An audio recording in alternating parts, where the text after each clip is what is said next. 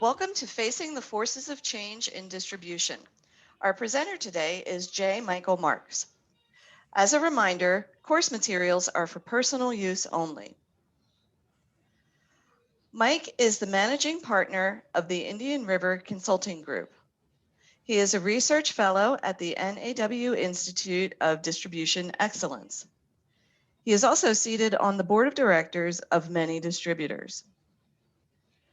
Please enter any questions you have in the Zoom Q&A box, not the chat box. We will address questions at the end. Now I'll turn it over to Mike. Thank you, Jeanette. This is a neat subject. We started this series of research projects back in 1982 at the National Association of Wholesalers. It was branded Facing the Forces of Change. And it was taking a look at the supply chain from the middle, from the distributor, when you look upstream to the suppliers and downstream to the customers. And it's issued every 3 years. And what it does, it gives you a sense of the direction of the tide instead of the size of the waves. And it's got a very strong track record of a couple things. Number one, when people read it, they go, this is never going to happen. And then several years later, they go, oh, wow, I guess it did. So what I'm going to do is walk you through a lot of what just came out in the most recent Facing the Forces of Change study and relate it very specifically to distributors. This is the only study of its kind that really links in with distributors. And so there's 3 learning objectives here, and I won't go through the 3 in particular, but it's designed to do one thing very specifically. It's designed to allow you to be able to go back in your own firm and have a robust discussion about strategy and change and the ideas. Instead of having to react to all of this stuff, you're actually getting ahead of it. So that's the purpose of where we're going and what we're trying to get done here. So as we go through this, I'm going to do this in a couple different pieces. Obviously, with COVID, we need to spend just a few minutes talking about the pandemic and how things have happened. And then I want to go through the major forces of change that are affecting most distributors. I went through the attendee list, and virtually everybody on this attendee list is dealing with some of this stuff right now. But then more importantly, I want to spend some time talking about the action plan and what we do about it. And so there's a couple things here if we're talking about the pandemic, and I really like the Back to the Future picture. None of us ever expected this to happen. If you go back to January, this wasn't on anybody's radar screen. And the one thing I want to talk about is about all these disruptions that we're seeing, especially in supply chain, shortages of product. And we're going to see these all the way through the end of this year, and depending on who you talk to, well into next year. But think about this for a second. We design supply chains, right?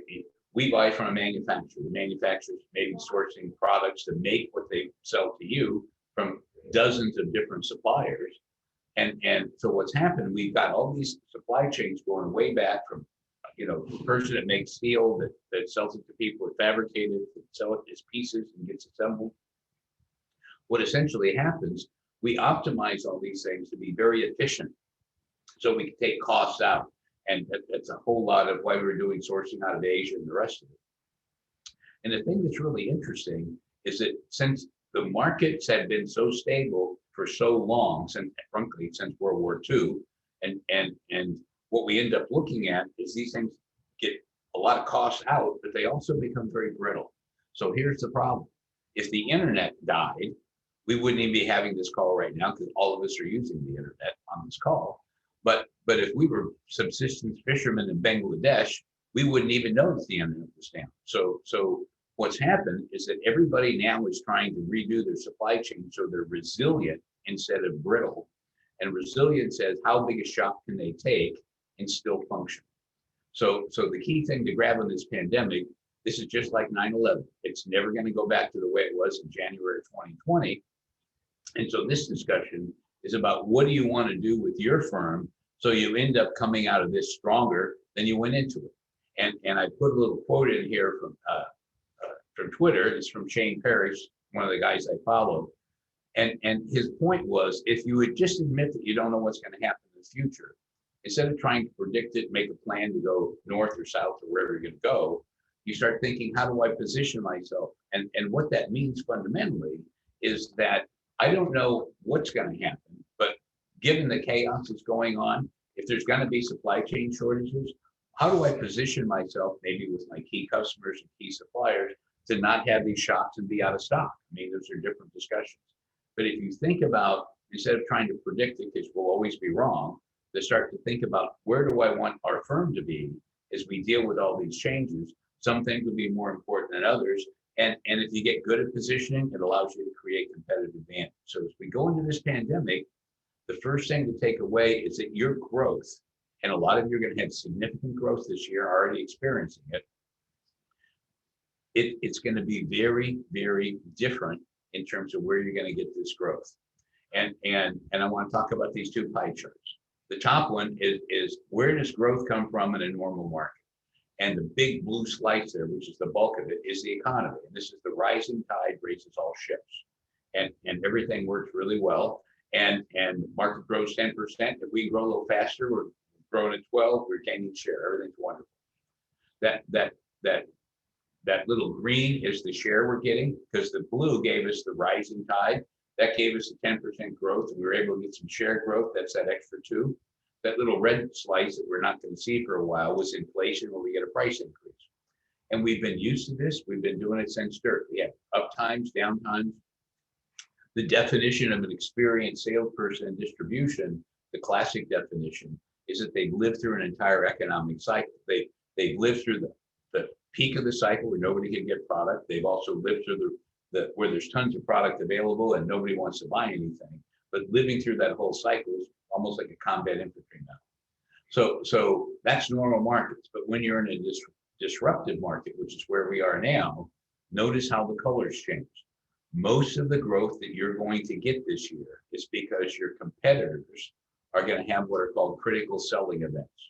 And everybody on this call has heard the line from their customer, I'm happy with my current supplier. And a lot of times they truly are. So there's a competitor down the road that's selling to a customer. You might get a little bit of their business, but that competitor is the number one person. All of a sudden, through no fault of their own, one of their key suppliers leaves them hanging high and dry, and the customers end up blind, and they have to go do something. And their existing supplier can't take care of them. If they have that event, first thing that has to happen, they have to have that event, a critical selling event. The second condition for you to make any money is that they also have to think of you. Because if you've been in there selling them a little bit of their bill of materials or however they're buying the products, and you're in there and you raise your hand, well, I've been sitting on the bench looking for an opportunity to play, we can cover that. The key thing is that a lot of these customers, when they say they're happy with their current supplier, those are called it's a high impedance channel. Once you capture that customer, if you don't create a critical selling event of your own, chances are you've made a non-recurring investment to create a recurring revenue stream because you just captured this from your customer. We did a study on this for the HVAC folks, the air conditioning and heating folks, and refrigeration in that book, the link's down there. And it really talks about how do you as a company avoid creating your own self-inflicted CFCs, and then how do you actually leverage and exploit the ones that happen by your competitors. So there's a couple things that are really important here. Number one, you may want to be thinking about your sales call coverage instead of just leaving it up to your salespeople. I want to have a much broader contact with customers that maybe I don't sell that much to, because if they experience that CFC and they don't think of me, we never get the at-bat. So you may want to think about that. The second thing, and we're going to talk about money and capital, if you're interested in buying a company, because there's going to be a number of distressed companies this year, we'll talk about this later, you want to make sure that everybody knows you're looking. So you will have customers, and this will be an opportunity or a threat, depends on your point of view. But you will have major customers that are failed and have a critical selling event with an incumbent supplier, and they may need additional credit needs, or they may be just, you have to move a whole bunch of product around to solve a problem. None of these are going to be easy, but they're all significant opportunities that can truly change what's happening. So the fundamental difference here is that speed is now a weapon. If you want to think about how do you grow, how do you stay successful? They saw a little picture there from President Eisenhower when he was a 4-star and ran the invasion of Normandy. Plans are worthless, but planning is everything. It's thinking through. But if speed is a weapon, What you really want to do is it's less important. I don't care if you've done an annual plan every year. There are very large multi-billion-dollar distributors and public companies that aren't doing annual plans in 21 because they said there's just too much uncertainty. We're making it up. We don't know any more than you do. And so what they're doing is they do a high-level plan for 12 months just to make sure that they don't blow a bank commitment and things like that.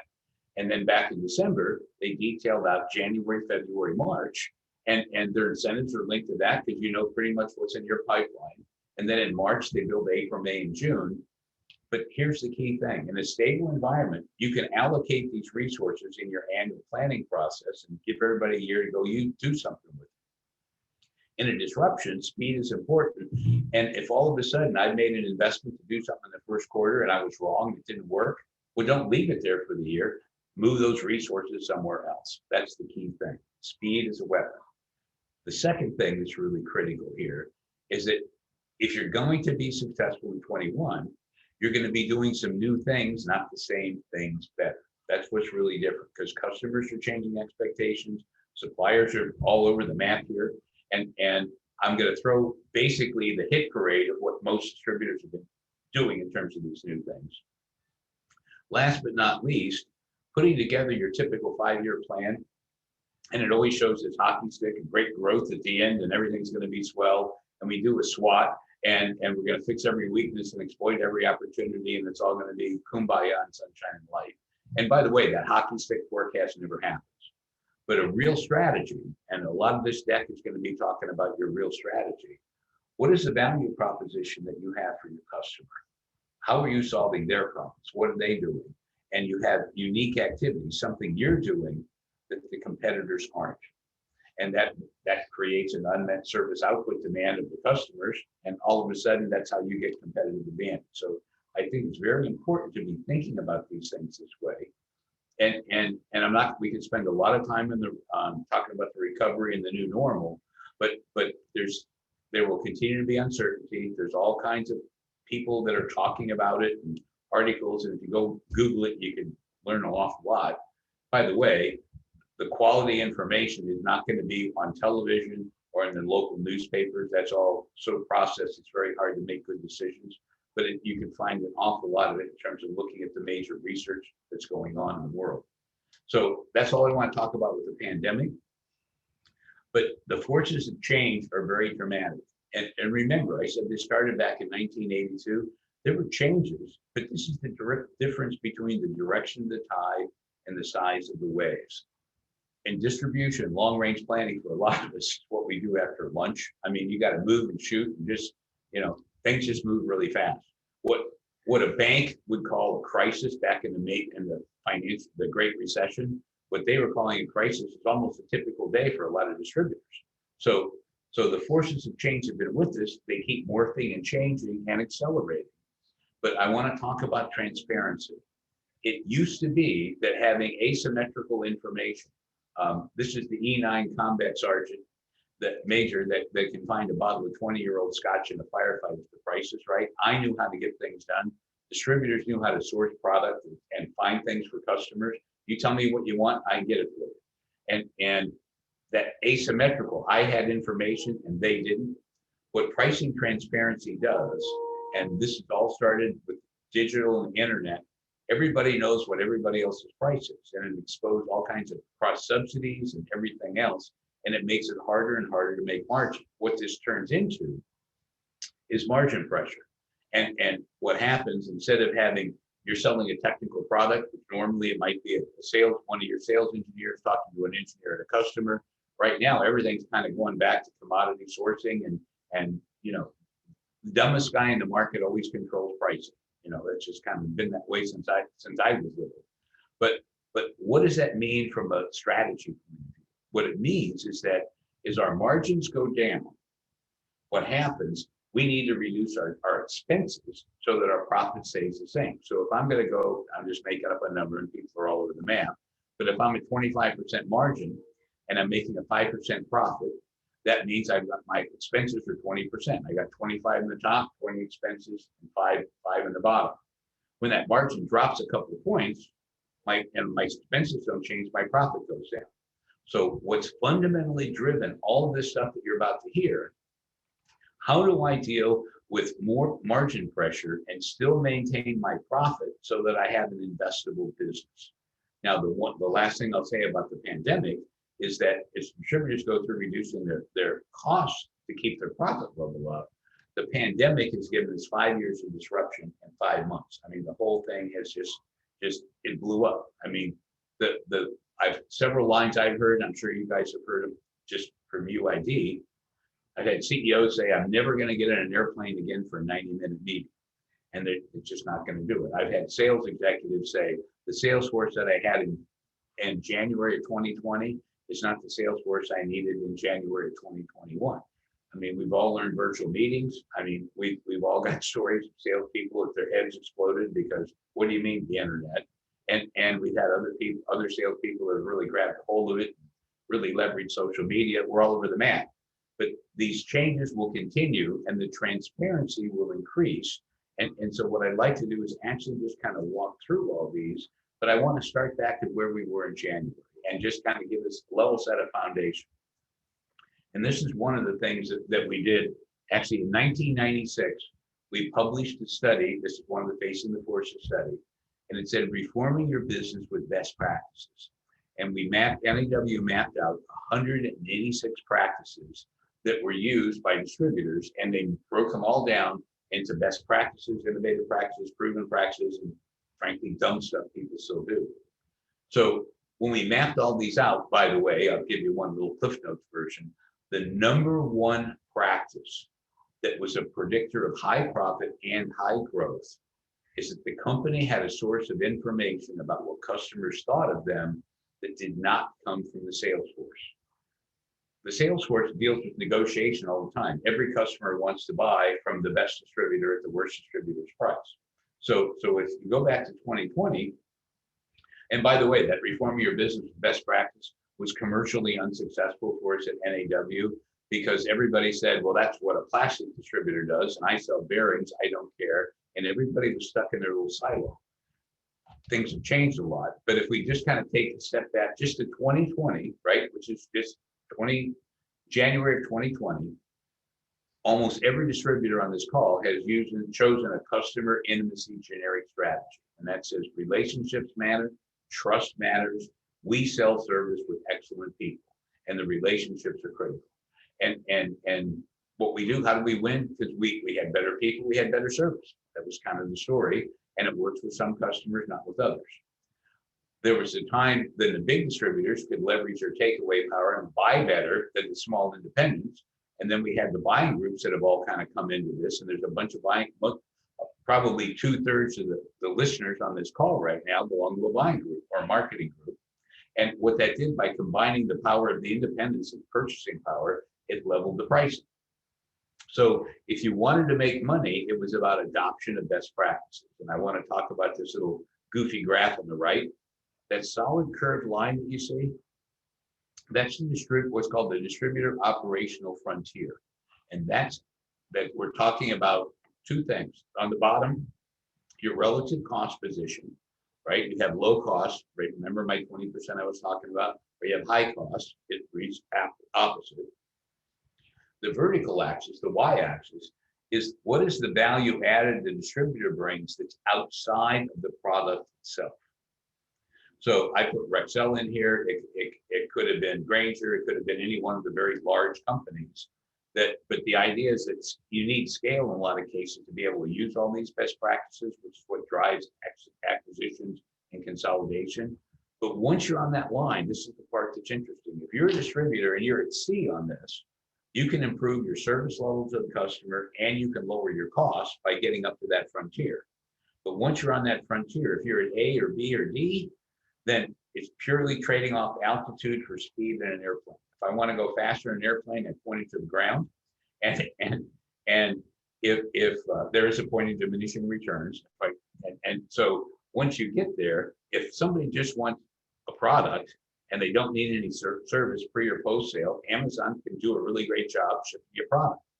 If somebody needs pre-sale support, they need advice, they need value engineering, they need special supply chain services, any of the host of things that we all do for people, then you're going to be higher on that curve. So what we typically did, and this is the reason I'm bringing this up now, we would always go to the conventions. We go to the training at UID. In the past UIDs, we're all face to face. What you go to the bar, people are sharing best practices. They're going, well, how do you do that? Well, how do you do credit? Well, I never heard about doing purchasing that way. And so people are sharing these best practices. And if you think part of the power of UID and the social interaction we're having, it was people at different stages of C moving up to that line. Now, what's different in the transition, we're no longer in a stable environment because the world's going through all kinds of massive change with digital and generational changes and all this other stuff. People are talking about going to that dotted line. And this is the innovation. This is, I'm going to do something new. Remember at the beginning, I said, you're going to have to do some new things, not the same things better. This is how do you get out to E from wherever you are on this. And there's a book here that we're about to talk about that Mark Dancer, I'm a research fellow with NAW, and Mark Dancer is another one of the research fellows. And actually we hang out together, and I shared this deck with him because he's the author of that book.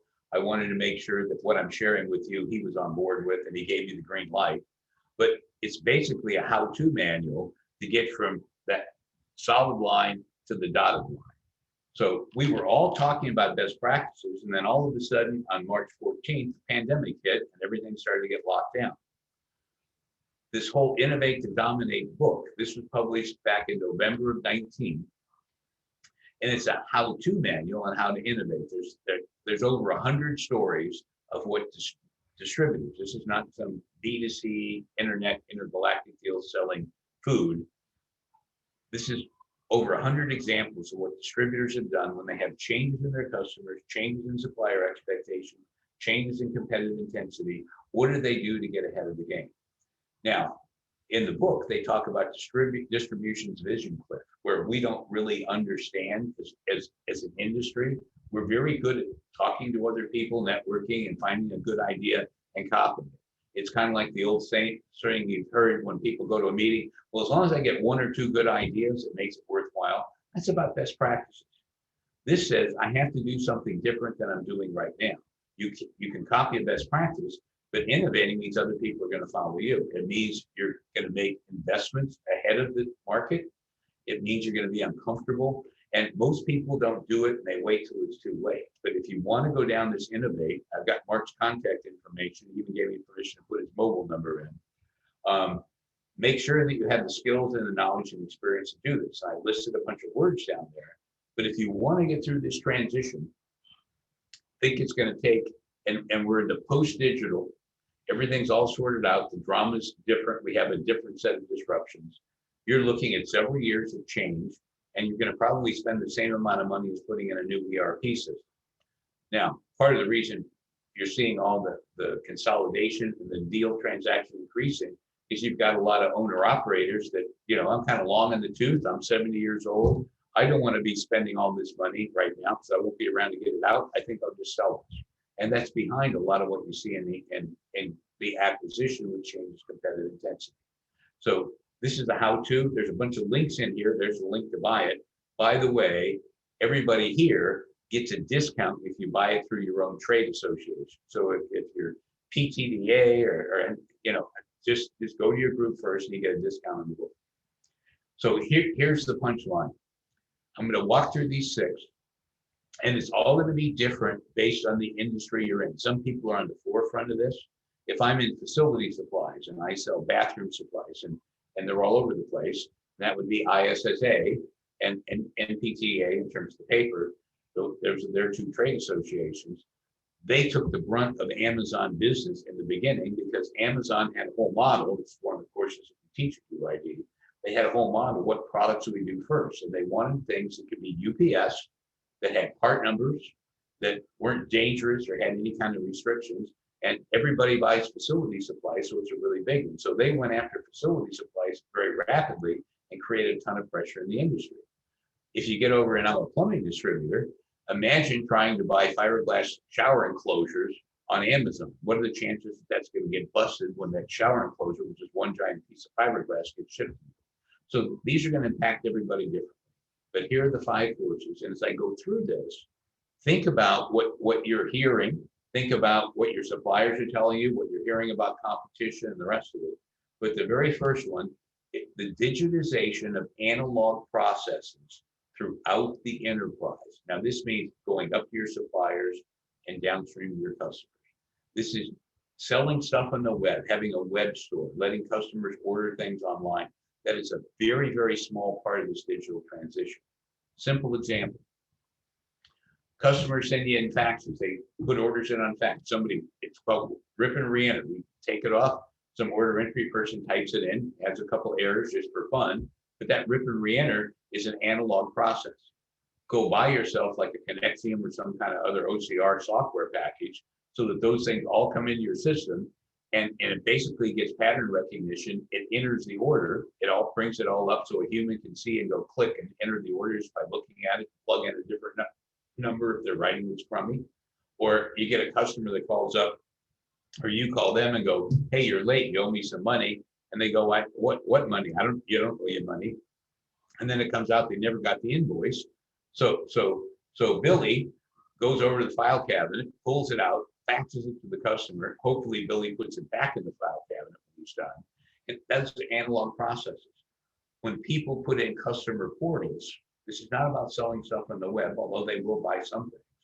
It's about giving that customer a portal so that they see all of their transactions, all their purchase history. It streamlines everything. Digital is faster, it's more reliable, but there are literally dozens of these analog processes in terms of how do you manage special price authorizations with suppliers? How does the customer, there are a number of electrical distributors that went out and got their own little app that they built. If you think about Uber, you see the little map of the car.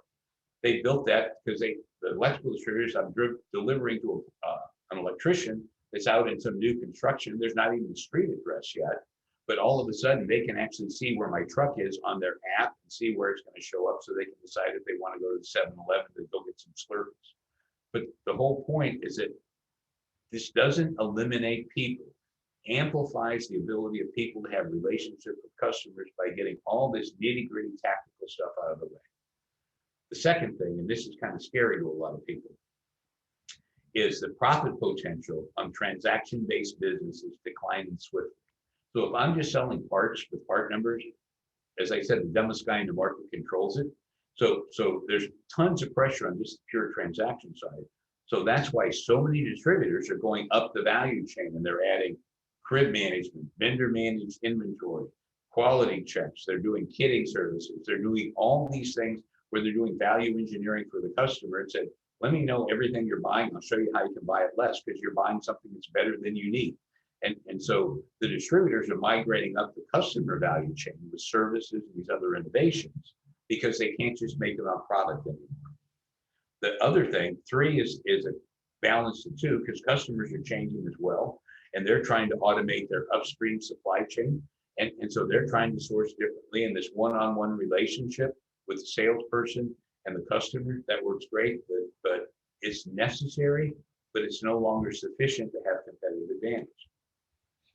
The 4th one is probably, we're going to talk a little bit more about it, but there are massive changes in the traditional field sales representative role in B2B.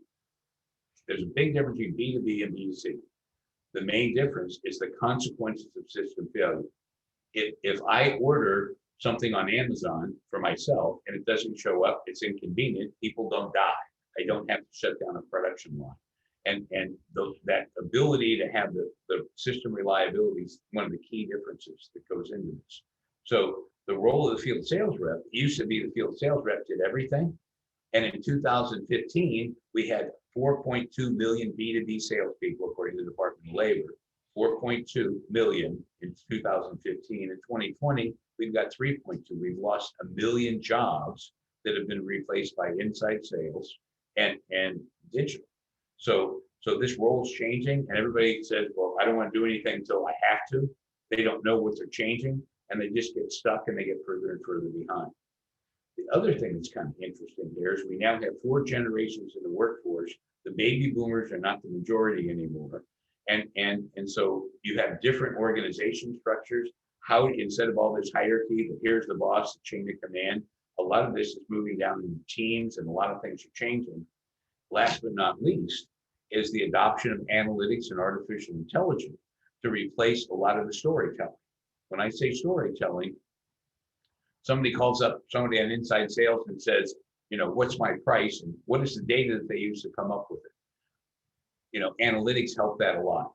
Artificial intelligence can also help a lot. There are actual packages you can buy that there's actually a player, I'm not supposed to be naming names, but there's a player that has an inside sales artificial intelligence app that when the inside salesperson comes in, it talks to them about these are all the things you need to remember and talk to your customers about as they go through the day. It keeps them up to date and does the same thing with customer service. So it's not like you need to be some giant company. And by the way, to put one of those AI tools in, it's basically the same cost of a loaded inside sales rep when you put benefits and everything else in. So this is not like I have to be this giant company. So as you think about these 6 things, where are they impacting you? And what I'd like to do is put a little bit of meat on them. This is what people are doing. So you came in here, you're saying, you know, where's the money ball? Where's the money ball play for this? And I'm giving you the top 4. And digital transformation, sales transformation, analytics, and talent management, that's the hit parade. And I would say, since I put this together, sales transformation is it's certainly equal with digital. Now, this isn't the only 4. There's a bunch of, if you notice the small writing at the bottom, there's a lot of different things that are happening. All I'm saying is that if I think about the distributors that we talk to and the conventions and the webinars and all the different publications we get from trade associations and MDM and everybody else, these are the top 4. And so digital is just what I talked about. Get rid of the artisan processes. We do this by hand, and we switch it to digital, lower cost, improved services. It's not about getting rid of people. The second thing in sales transformation, this is the really important part, and this is the scary part. You shift field sales from market serving activities. I already have a customer. I have to keep them happy. If I don't go there, my competitor will get it, all the stories people tell. But they're serving existing customers. And for most distributors on this webinar, over 80% of what you sell to your customers in any given month is product they bought from you before. So are they selling it the second, third, and fourth, and fifth time, or did they just sell it the first time? And so what they're doing, the idea is not to get rid of field salespeople. The idea is to strip out that market serving activity, use digital, use inside sales, use hybrid selling roles. You know, there's a lot of companies that are using inside sales that are outside several days a month. I mean, these hard rules that we've had are all broken, and it just kind of stays there. So analytically driven is really powerful. Where I started to talk about the stories, I got this big order because I'm brilliant, had a great relationship, and I managed it perfectly. I have a story. I lost this order because you didn't show me true costs, and I know you get a big rebate. And the other guy's an idiot, or my competitor cut price. It's always about price as the excuse. But these were great storytellers. But the idea is that if I have analytics, if I have facts to replace decision making, then the beauty of it is that I'm going to be making better investment decisions, which gets me a better financial return. It goes back to lowering my costs and improving my profit. Last but not least, and this is a lesson I learned a long time ago, A players work for A players. The old school company that I'm doing you a favor by giving you a job and I'm valuing loyalty over competence, you need to have a great place to work. Because if good people go to work for you, they're going to attract other good people. Because if you just even think about the military, what would happen? The reason people get brave, or what looks like brave, they're not fighting for their country at that level. They're fighting to protect their teammates and the people that are there. So this talent management, you want to build something that has a list of people who want to go to work for you. You have your pick of what you want to do. And having the best people, this comes back to Brent Grover, who's another one of the research fellows at NAW. And when he sold his paper distributor, I said, Brent, how do you get so much money for that? And he smiled. We were having a cocktail. And he said, Mike, it was real simple. I got the very best people I could get. And because I had the very best people, I was able to get the best customers. And once I had the best customers, I had all the best suppliers. So this whole thing is about talent. If you look at the disruption that's happened with the pandemic, this is shot all the way up to the ceiling. So these kinds of things are critical. And what I'd like to do, and I'm just going to put a little bit of detail on this so you can go back on your own. This is, you take these materials, like Jeanette said, they're copyright, but that's for your own use, your own personal use. But that means you can be sitting down talking to your team and listen to this again. And I'd like to go through each one of these very quickly, just so you get a sense of where they are. Waiting for your sales rep to tell you that you're behind on digital is taking a large risk, because the salespeople aren't going to see it. They just aren't. And the digital transition, as I said, e-commerce is a small part of it, but here's how you decide, am I ahead or behind? And I want you to think about your customer base and think about your own company digitally. This is not about selling stuff on the web, or it might be part of it. You want to make sure that from a digital adoption, that you're moving faster than your customers. There are advantages to being a first mover. We've done a lot of we've helped people do a lot of digital roadmaps. And we had one in the construction trade, $500 million distributor, and they thought they were way behind their customers, and they wanted to go out and spend money and buy all this intergalactic stuff. And we said, time out, let's go talk to customers. When we talked to the customers, and they had a hard time hearing this because they didn't want to hear it. The customers told us that, this is the most advanced digital distributor that we have, that we buy from. They were very narrow in their construction business. And we look to them and they help us. And so we go back to the client, the distributor, and say, hey, you're ahead of them. If you're ahead of your customers, you should be spending money internally to digitize internal processes that are inefficient, cost you money. If you're not behind your customers, then this is where you put the money. And by the way, it's got to be driven by the CEO. Now, I got everyone, the next couple of slides have these little pictures with really microscopic font that you can't read, but they're high density digital images. So in the deck that you print out, you can blow that up and take a look at it. And there's other links and things like that you can find in it if you're interested. But this says, how do you measure your position relative to your customers in terms of and this defines a fully digital distributor on a 5-point scale. But I'll leave that to you, because it may not be a concern to some of you. You may actually be so far ahead it doesn't matter. This is the one that's probably going to create the biggest agita. There's tons of math, and it's not part of this. And actually, we did it with several of the other courses that you've gone through at UID if you're on the sales track. The self-directed generalist sales rep is economically the least effective way to serve a market. My very first territory was an ROW territory. And what ended up happening, that stood for rest of the world, all the good sales guys gave up all their garbage accounts, and they gave them to me and my sales manager, who was a mentor, I found out later. They provoke excellence, said, Mike, go out, kill. And he said, you're lucky, there's new market research report. I said, what is it? He hands me the yellow pages. And that was basically it. Things are hopefully a little bit different today. But I was supposed to go out and make a market, period, in discussion. So the key thing, back in the beginning in distribution, supply chains were unreliable. That salesperson is the one that can do heroic recoveries and pull a solution out of a pile of mess for a customer to get them out of trouble. We don't need heroic recoveries anymore. The supply chains are reliable. We're going to need more heroic recoveries when they break down this year. But the fundamental role is different.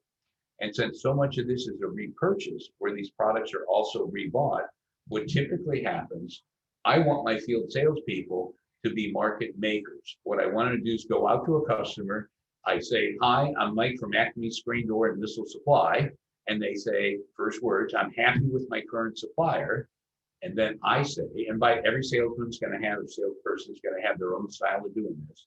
But I go back and say, well, of course you're happy with your current supplier. If you weren't, you'd be a dork. The reason I'm here is that your expectations are too low. Then I smile and a big twinkling star comes up.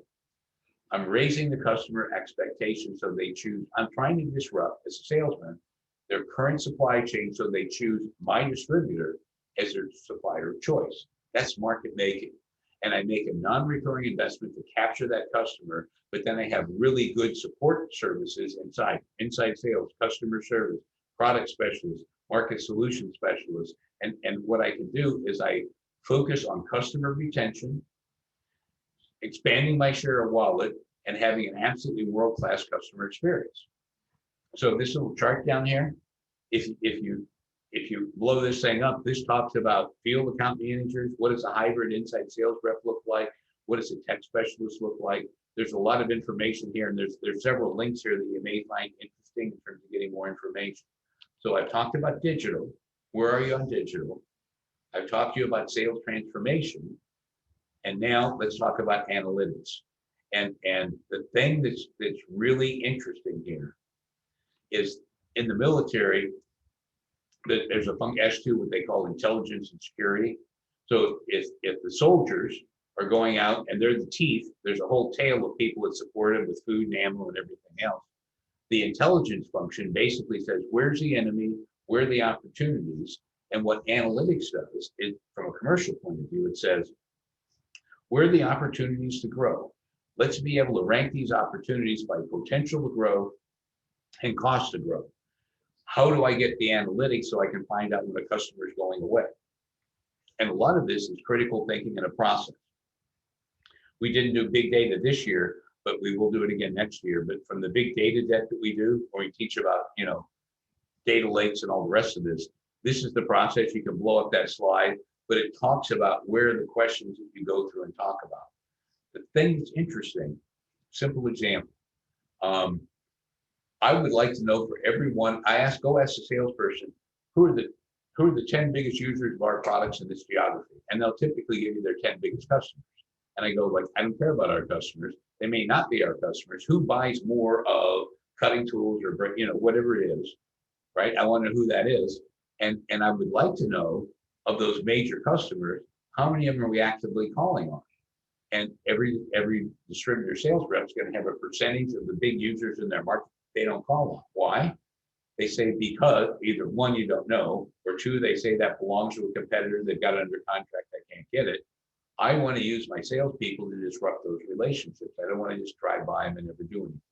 So the key thing, and a lot of times the analytics is built in a marketing function, and marketing becomes almost a check and balance on sales, like credit is. Sales says, I can sell anything. The credit guy says, yeah, but they can't pay. It's a check and balance.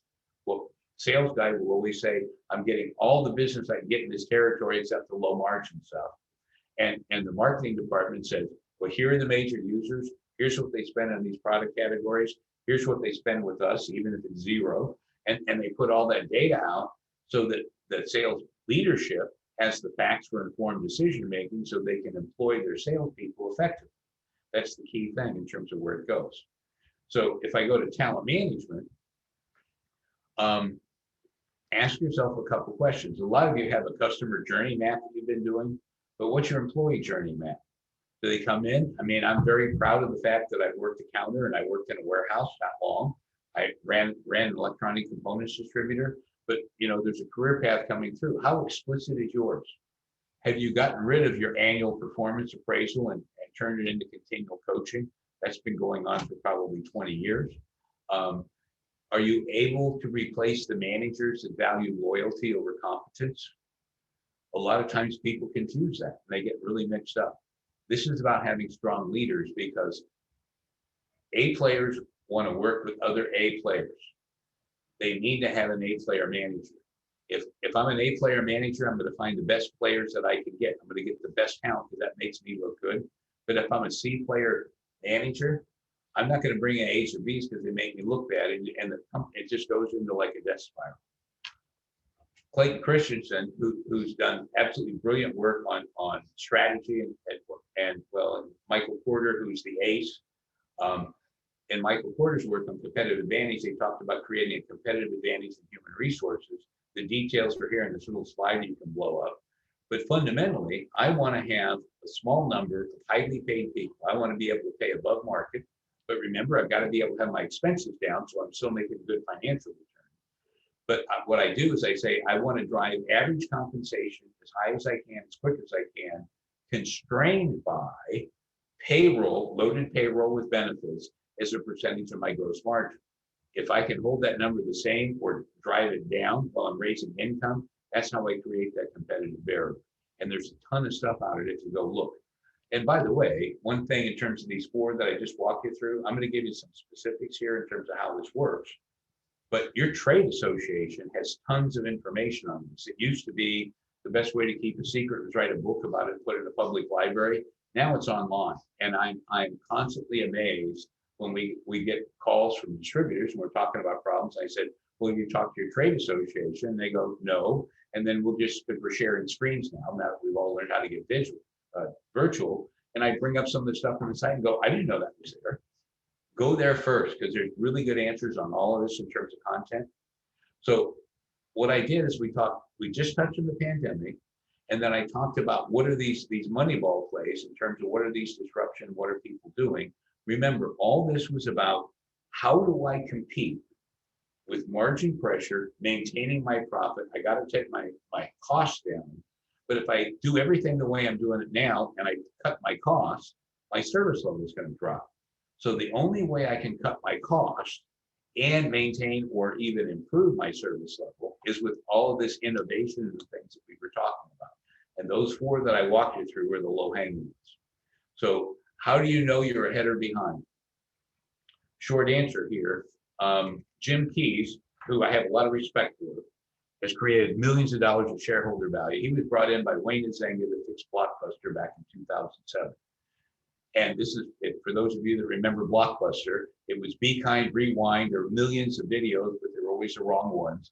And Jim Keyes was brought in because they'd outgrown their ERP system. Their computer system was terrible. Operationally, they were a mess. Netflix came to him, and he'd been on the job like 3 months. And they came to him, actually Redbox came in shortly after. Netflix said, will you buy us for $32 million? And he said, well, thanks, but no thanks. He said, I'm happy to talk to you guys next year. I've got this big pile of poo on my plate that I've got to dig myself through.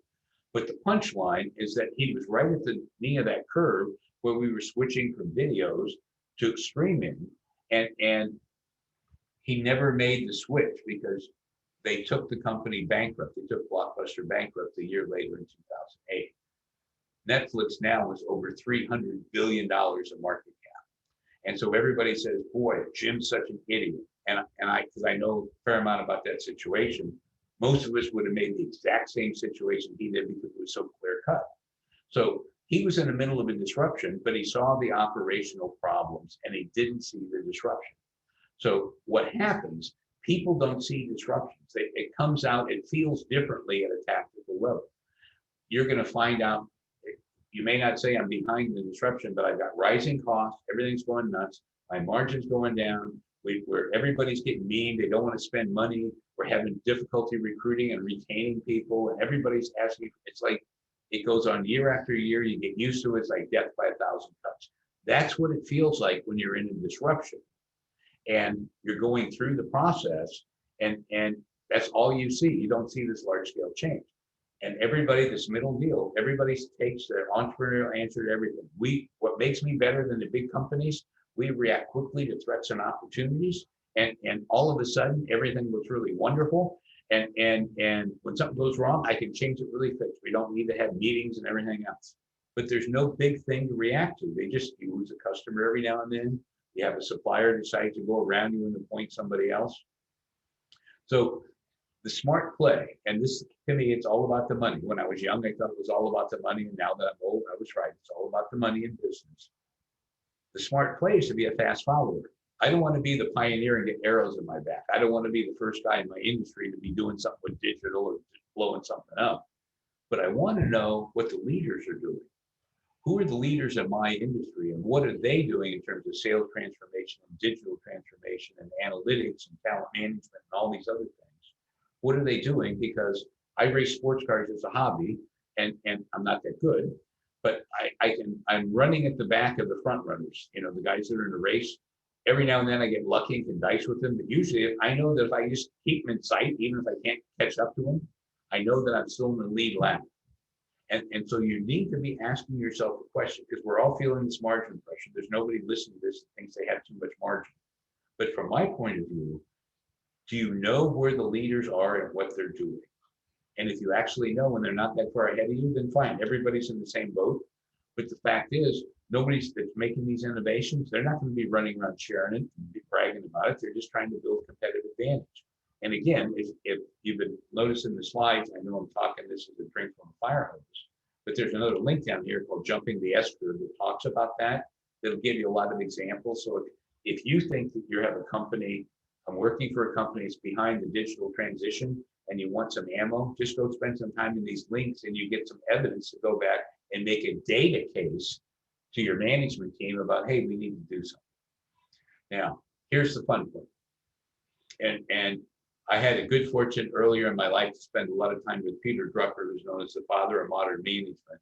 And he really came through and he said, look, people make all these plans, but you know what? They're just good intentions. If it doesn't degenerate into work, nothing's going to happen. So we've been in the consulting business since '87.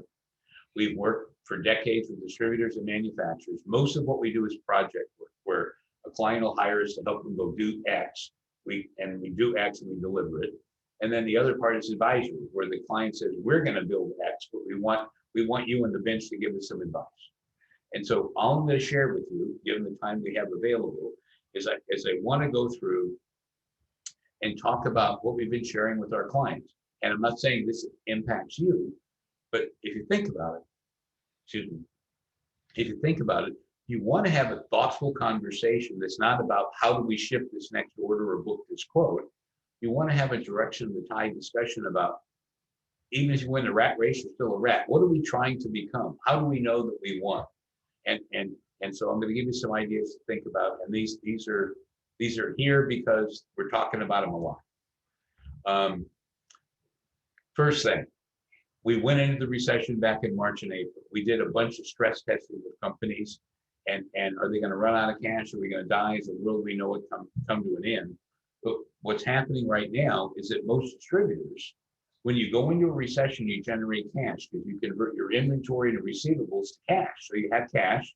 A lot of people have paycheck protection program money on their balance sheet, and so they're thinking, I'm looking good. This is great. Now, here's what happens. The market's coming back in a lot of places. I mean, if you're in hospitality and restaurant supply, we have different issues, but there's a lot of other industries where they're going crazy. If you look at anything to do with housing right now, it's going nuts. So every market's going to be a bit different. But what happens as soon as the market picks up, this cash vaporizes so fast, people are always surprised. Fact, there are going to be more bankruptcies and distressed sales in the recovery than they are going into the recession, just because of this cash flow. So why am I bringing this up? When we go through, and we see this every year, the owner of the company is always surprised because what typically happens, you start to use up the cash, you blow a covenant with the bank, they call a line, everybody's genuinely surprised, like, how did this happen? And to me, you can make this go away very easily. That link at the bottom, we've had literally over 1,000 links of people that have come in to do stress tests on their business. There's videos on how to do it. There's Excel spreadsheets and templates in terms of plugging it in. You don't have to give us your name. You don't have to say anything. It's all free to download. Why am I telling you this on cash flow? Don't be that guy, right? There's going to be those kinds of people. And by the way, you may end up buying one this year or next year because they haven't walked this through. This is a very simple thing. You just say, what level of sales can I support, right? What's my sustainable growth rate before I either run out of cash or blow a cover? And it's very easy to do. It just takes some work. So it's like when you're going to go into a firefight, how much ammo is enough? There's never enough. So that's first thing. Second thing, cost management and price realization. You need to take a look very closely. This is something that the gap between the people at the front and the people at the back is getting bigger and bigger and bigger with what's called strategic pricing. And this is an experience-based opinion in the green. But we have just done so much of this. We've worked with the pricing software companies and companies that have built their own. If your field sales team is doing most of your pricing, you're in a shrinking percentage of distributors in your trade association. And yes, they have input, but they don't control it. And you're probably running 200 basis points. That means 2 full points of margin. So if your industry is at 23%, you're at 21. And you think market's competitive, it's because you have the wrong people doing emotionally based pricing instead of analytically based pricing. Get an analytical price management process. You just really need to have that. That's all I'll say about it. And by the way, if a private equity company buys a distributor, this is private equity playbook 101. The very first thing they do is put in strategic pricing and the margin goes up 2 points. Now, another thing, if you're a small distributor, you've had benefit structures, medical benefits and education, all this other stuff. You've probably had it in place for a decade. And the benefit structures have what companies provide to employees has declined. But many of the small distributors, when they actually go look at it, they're providing benefit structures significantly above the market. Now, am I saying take things away for no reason? But if you have problems because you can't meet the market value, the starting warehouse for a warehouse worker at Amazon is $15 to $17 an hour. And if you're paying less than that, you're not getting decent warehouse workers, and you can't afford it because maybe you got too much in benefit. All I'm saying is it's worth taking a look at. There's low-hanging fruit. One of the things to me that's really powerful, and this is an innovative practice, because there's very few distributors that are doing this.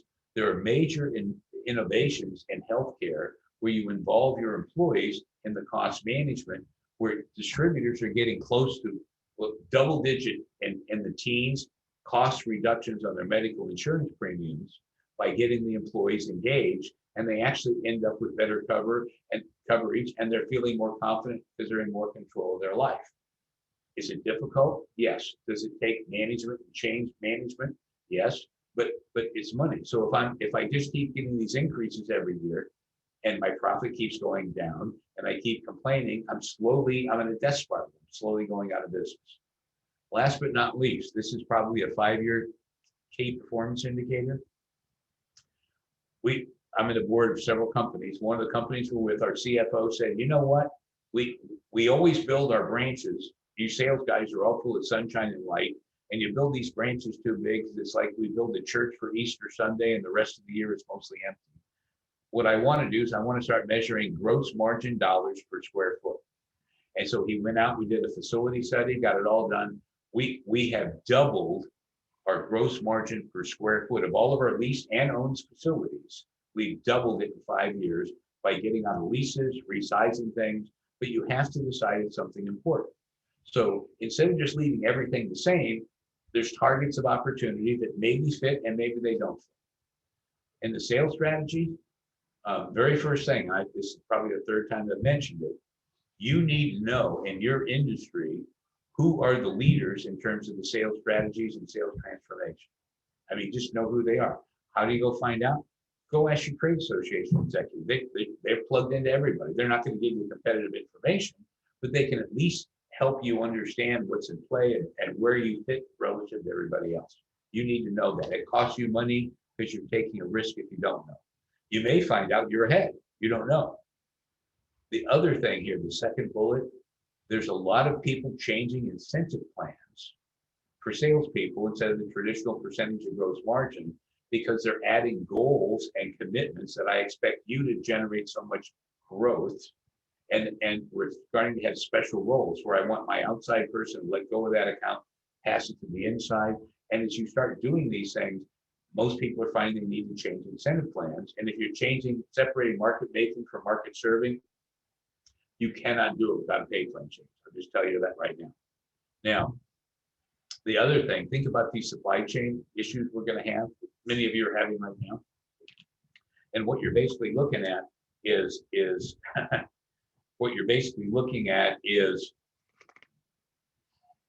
you're going to have shortages. There's no way you're going to be able to dodge all of them, but you can actually go and build a portfolio solution. So say there's a big customer that's either yours already, you want to hang on to it, or you want to go capture it. And you go to the customer, this is easy after they've been hung out to dry a couple of times from your competitors, and say, look, we're in a world, we're going to have shortages and surprises and supply chain shocks for the next year. Your business is important to us. What I want you to do is I want to find out all the products that you bought last year, and let me go through, let's talk about building a portfolio that I want to become your primary supplier, and I'll create like a bonded inventory where I'm protecting some of this inventory for you. Now you got to price it out so it makes economic sense to both you and the customer. But the goal is to avoid a self-inflicted critical selling event. And you could be using bonded inventory, vendor managed inventory, consign. I mean, there's all kinds of things you can do but recognize this is a much bigger bet. This is like playing poker when it's nickel dime poker. And then when it's pot stakes and somebody says, well, I'll raise you $50 and how many quarters do you have to catch it? It's a bigger bet. And by the way, when you're playing high stakes poker versus low stakes poker, high stakes poker is actually more rational because people, it's real money. And all of a sudden, people are very practiced and disciplined, and there's a chance you can win. You may want to think about it. Now, also think about doing something truly unique. One of the things you're seeing an explosion following Amazon with their depots and their lockers and everything else. There are distributors in high density markets that are actually renting little U-Haul storage units because in construction, everybody wants their product first thing in the morning. And there's always a conflict because you can't deliver everything first thing in the morning. So what they're doing, the big shift is the third shift. Granted Supply, well, sorry, I'm not supposed to be naming names, but they've done some really great things in that area and they've shared them publicly with people. But what you basically do, the biggest shift that you have in the warehouse is third shift, because people are out delivering. They go to the Amazon locker. This is only for gold contractors, right? I put it in the locker at 3 or 4 in the morning. So whenever they get there, it's already there. This is an example of doing something new instead of just trying to do the same things better. Key idea here in sales strategies that will green at the bottom.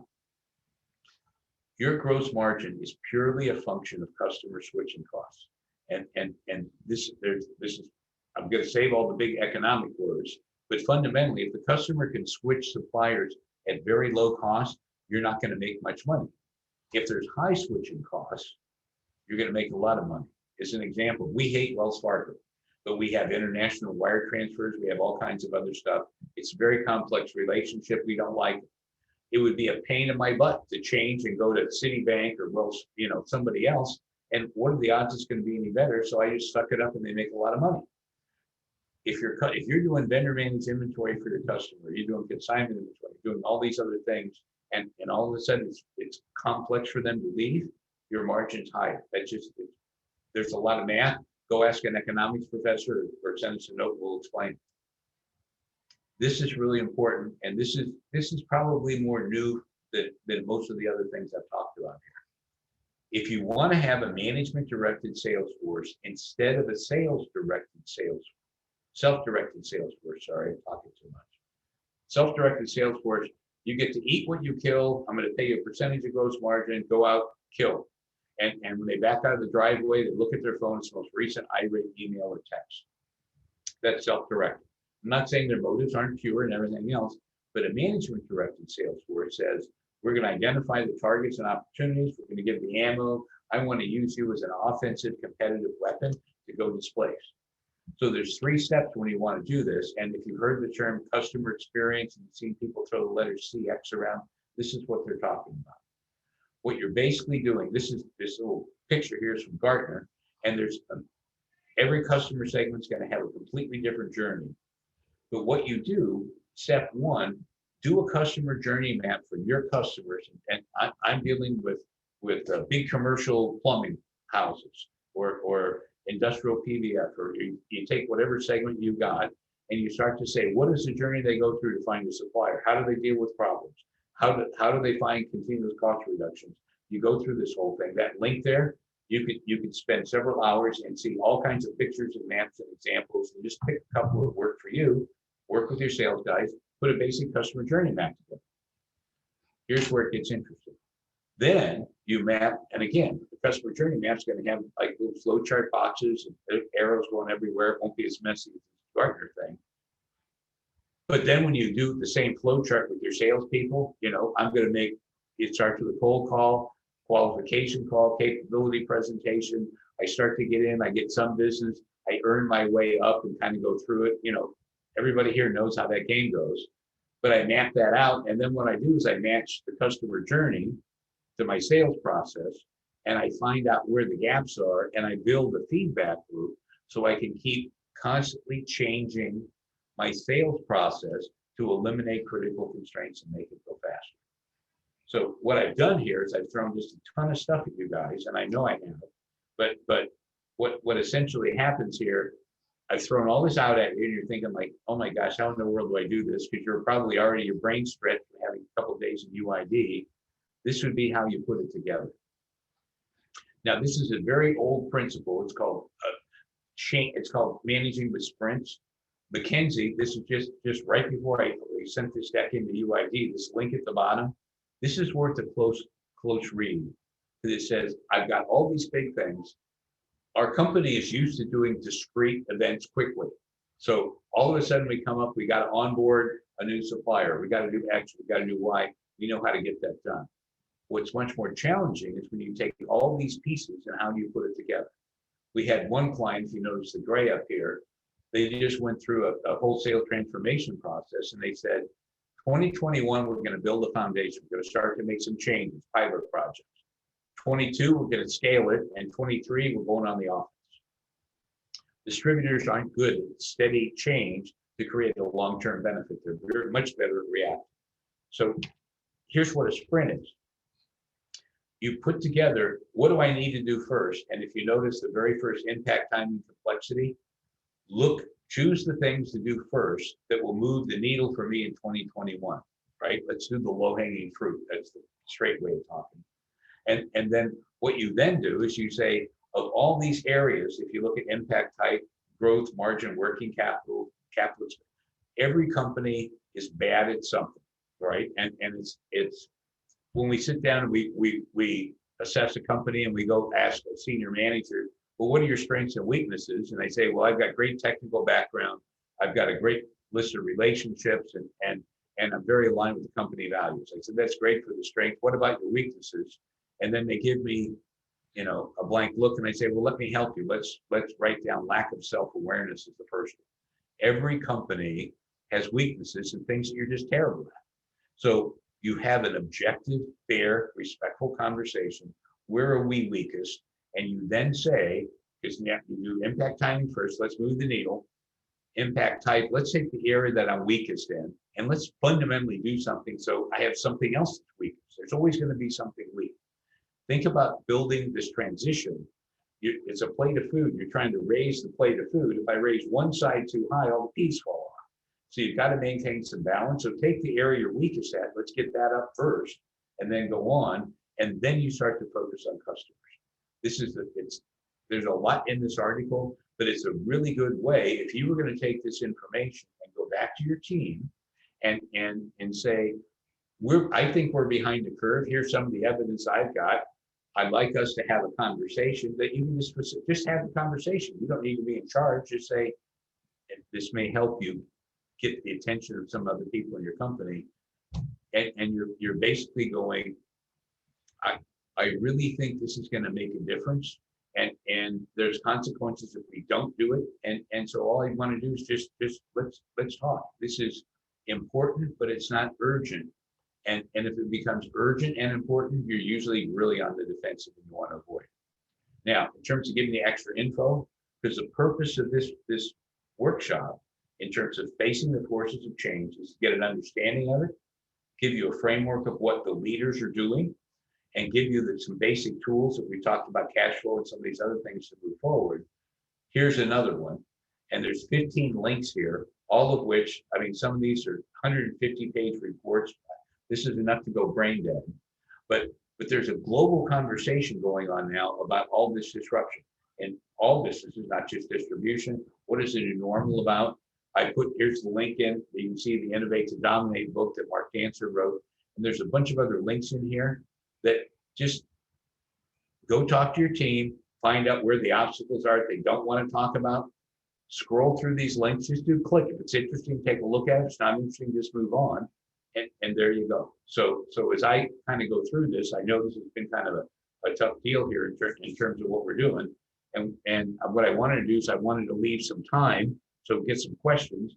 So at this point, Jeanette, are there any questions, or do we have this moment of silence as everybody waits to come up and ask for wait for somebody else to ask the first question? Yeah, we don't have any typed in yet. Please use the Q&A box in Zoom to type your questions in. We're not monitoring the Whova chat, so if you have anything in there, we can't see it. Well, I can't, I'm relying on you, Jeanette, because I'm sitting here looking at my screen and a little picture of myself with my headphones. So Jeanette, as we've gone through this, I know as we were talking about putting this thing together, there's so much changing, it's hard for people to figure out what they do first, second, or third. And the one key thing is that's why I'm kind of hoping for some questions, is that sitting here waiting for everything to go back to normal is probably a low percentage play if you're trying to build some shareholder value. So the idea is that people actually grab some of this and do something with it.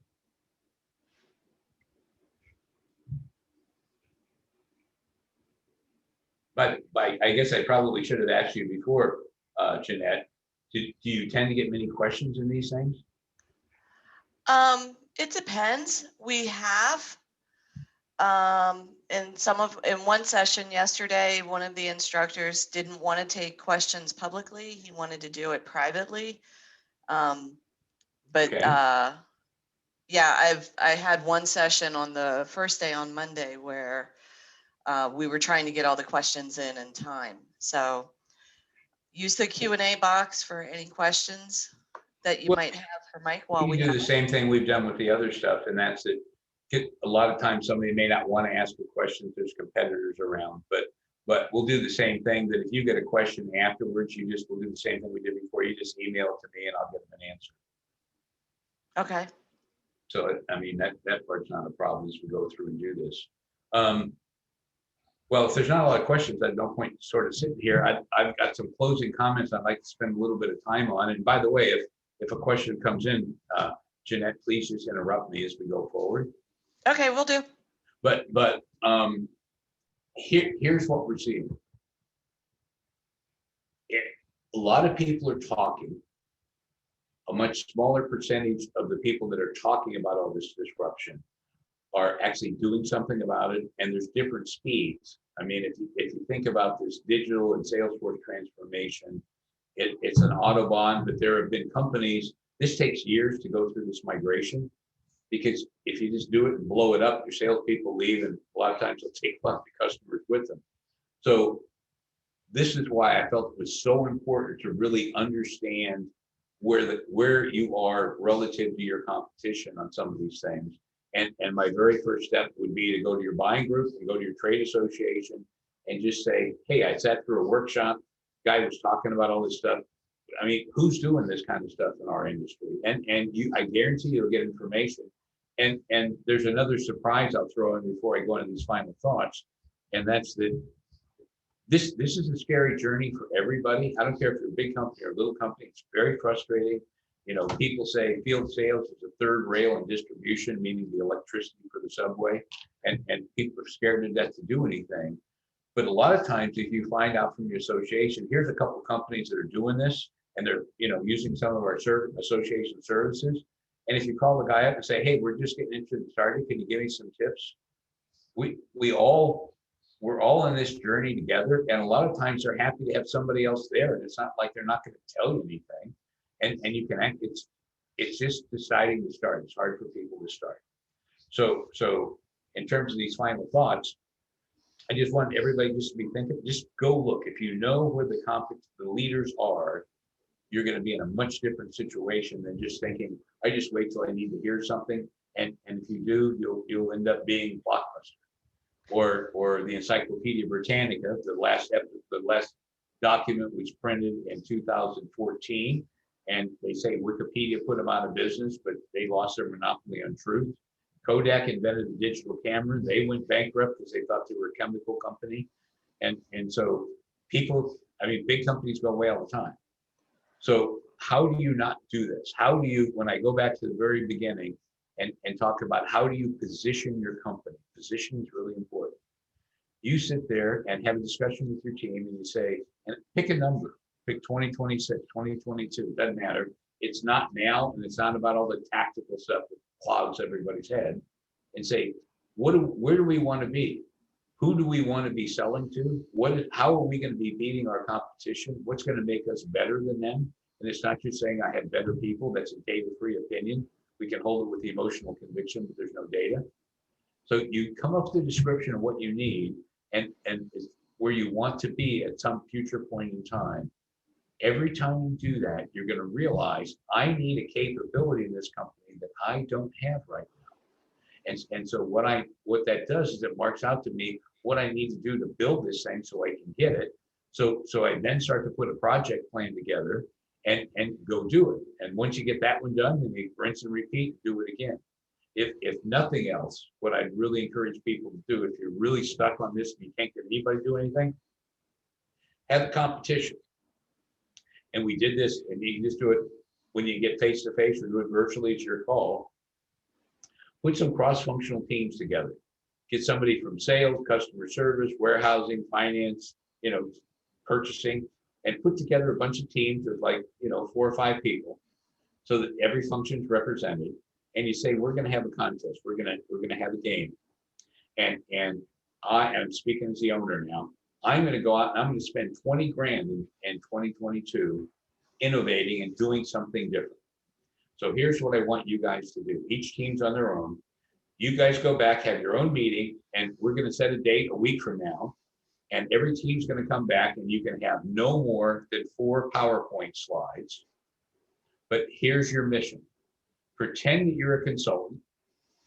You no longer work for this company. You've been hired by McKinsey, and you and your team are responsible to go open a distributor in our geography that will put your current employer out of business. Your goal is to build a company that will come in and kick our butt. And of course, everybody's eyes get really big. Well, what do you mean? What do you mean? What I want you to do, because you guys know this company, I want you to figure out where our weakness, and if you were going to go compete against us to kick our butt, what would you do? And in those 4 slides, I want you to tell your story. You can tell it any way you want to tell. And then what we're going to do at the end, after I've listened to all these teams, we're going to have a conversation, and we're going to take the best idea in that to go kick our butt. But instead of letting somebody else do it, we're going to do it ourselves.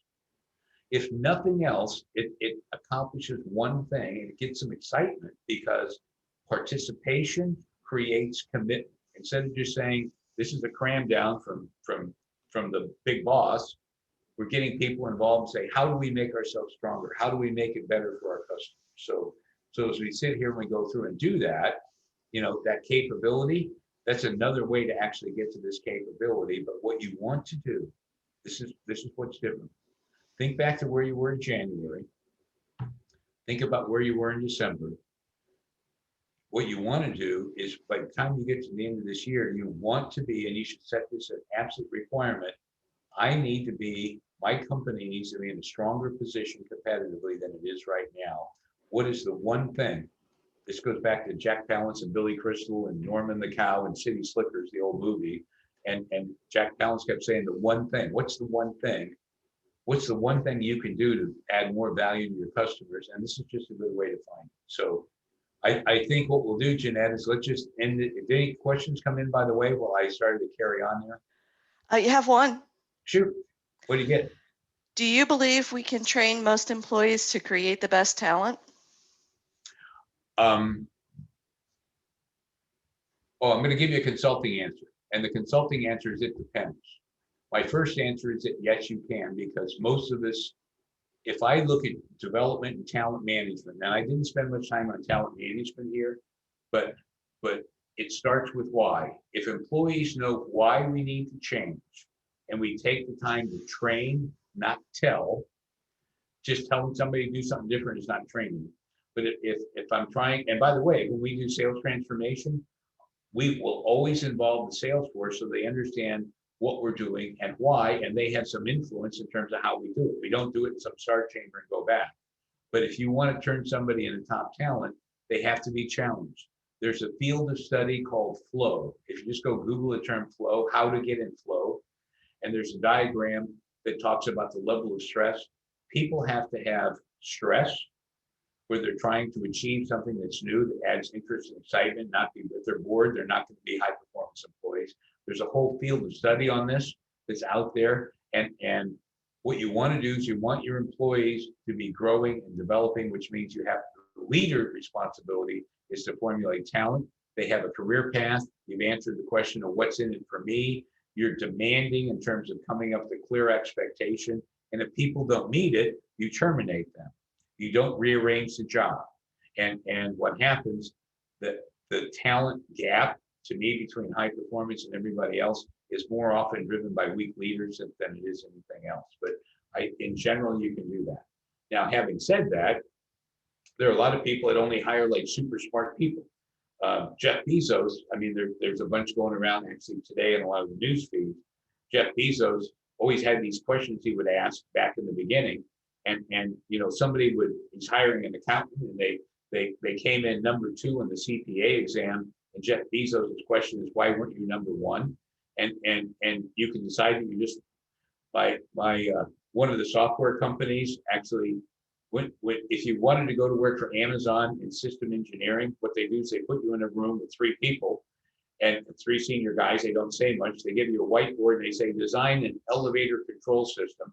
They give you the marker pen. They sit back and they don't say anything, and they put pressure on you to see how you're doing. People can change different things they want, but my view is Norman Schwarzkopf's, you go to war with the army you have, not the army you want. And if I have that, it's hard to get people. And if I develop my people, Wiley Labs was a famous distributor. It's now part of Arrow. But one of the things that Wiley did is they put bonuses for their managers into who was a net developer and exporter of human resources, and which senior manager was a net importer. Distributors have to do a lot of promotion from within. You never compromise with the best person, and it's not an entitlement, but you do promotion from within so you have career paths. And what Wiley did is they said, if I had a regional vice president and this person keeps developing talent and the talent goes to work for somebody else, I'm going to compensate that person. And they money talks and BS walks. And so a lot of it is creating things that go on. Harvard did a case study on distributor training on Arrow Electronics. And Steve Kaufman, who was the CEO at the time, said he had, at the time, there was like 40 vice presidents. It's a big company. At the annual meeting, it was really funny. At the annual meeting, he makes them all stand up. Everybody stand up at this meeting. And he goes, and because he had a requirement, every executive has to take a week-long executive development course. You get to pick it, but you have to go on it. And so everybody stood up. He said, all right, everybody that took their week-long executive development course, sit down. It was like 10% of the group. And he told the rest of them, he said, next year we're going to do this again. And if you don't take that week-long development course, there's no bonus. Have a nice day. Or what's other than that, how to enjoy the play, Mrs. Lincoln.